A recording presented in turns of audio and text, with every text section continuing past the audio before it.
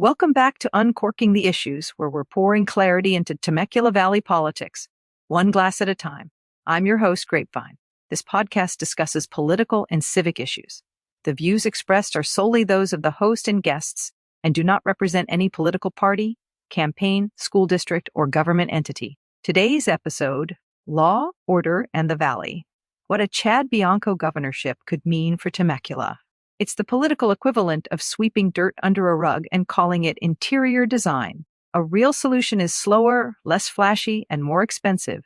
Housing, services, mental health care. Actual solutions. Now, business and regulation. Bianco's message, less regulation, lower taxes, more freedom.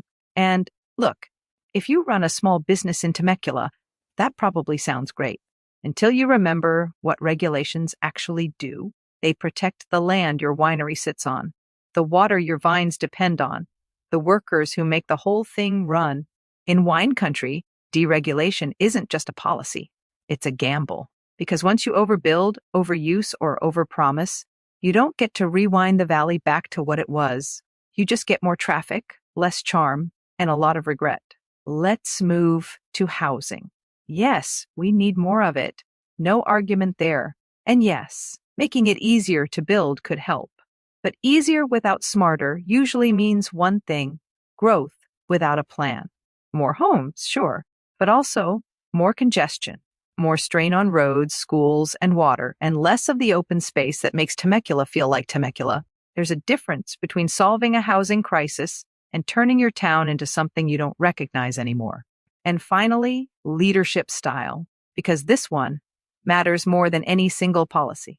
Recent actions around elections, big dramatic moves, lots of suspicion, not a lot of evidence, raise a bigger question.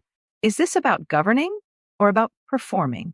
Because leadership isn't just about taking action. It's about taking responsible action. It's about knowing when to turn down the volume instead of cranking it up.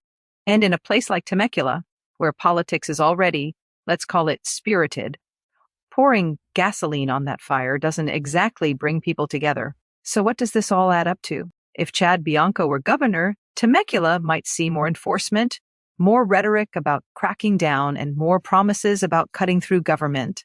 But you might also see less investment in the systems that actually prevent problems, more pressure on the things that make this valley special, and a lot more noise without a lot more solutions. Because here's the thing, it's easy to sound tough. It's harder to be effective. It's easy to point at problems. It's harder to fix them. And it's very easy to win applause by saying what people want to hear. But governing? That's a longer game.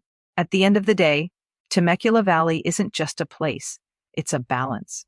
Growth and preservation, safety and freedom, independence and community. And the real question isn't who sounds strongest. It's who actually understands that balance.